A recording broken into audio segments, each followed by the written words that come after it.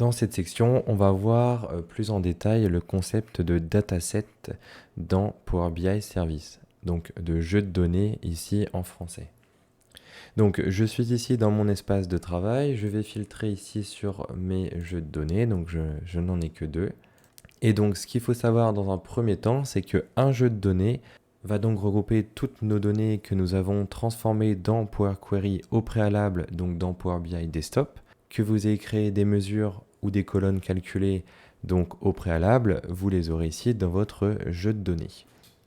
Maintenant, on peut se rendre ici dans Afficher et dans Traçabilité. Donc ici, dans l'affichage traçabilité, on peut voir donc nos fichiers sources, donc ici mes deux fichiers Excel, mes jeux de données en question, mes rapports et enfin donc le tableau de bord qui a été créé avec un ou plusieurs donc rapports. On va reprendre ici le fichier Power BI Service 2 et on va venir le copier dans un autre emplacement, donc dans un autre dossier. On va l'ouvrir et on va le republier. Donc je vais faire la manipulation rapidement de mon côté. J'ai donc ici réouvert mon fichier Power BI Service 2, mais qui est cette fois contenu donc dans un autre emplacement que celui qui a été donc utilisé au préalable pour être publié dans Power BI Service. Donc on va faire la même manipulation ici avec ce fichier qui comporte le même nom, mais qui est disposé dans un emplacement différent. Donc on va le publier dans mon espace de travail, OK. On peut maintenant retourner dans Power BI Service et on va ici actualiser notre traçabilité. Ce qu'on remarque ici, c'est que donc notre jeu de données ainsi que notre rapport a été actualisé avec le nouvel emplacement. Maintenant, ce qu'on peut faire, c'est qu'on va copier-coller donc le fichier en question Power BI Service 2 dans le même emplacement et on va le renommer en 3 par exemple et on va republier ce rapport.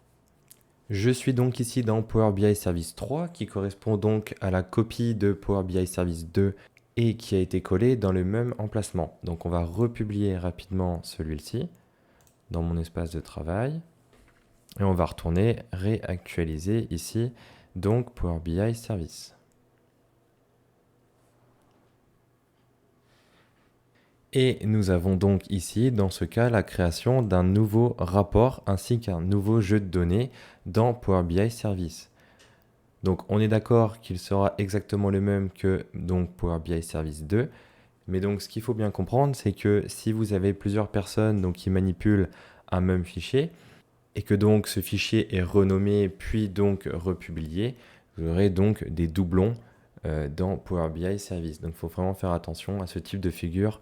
Lorsque le nom du fichier est modifié, vous aurez ici la création d'un nouveau jeu de données avec un nouveau rapport. Donc j'ai un petit schéma qui résume un peu donc comment fonctionne Power BI Service. Nous avons ici tout à gauche donc les sources des données. Donc ici pour mon cas c'est simplement donc des bases Excel, mais ça peut très bien être donc par exemple des bases SQL Server. Nous avons ici donc tout notre flux de données. Grâce à ce flux de données, nous avons pu créer donc un dataset ici dans Power BI avec la création donc par exemple de colonnes ou de nouvelles mesures qui nous ont permis donc de créer des rapports et enfin nous pouvons créer dans Power BI Service des dashboards à partir de un ou plusieurs rapports et ou un ou plusieurs donc jeux de données. Un autre point donc très important ici, lorsque nous avons des jeux de données, nous pouvons les utiliser directement dans un nouveau fichier Power BI. Donc on va ouvrir un nouveau fichier Power BI Desktop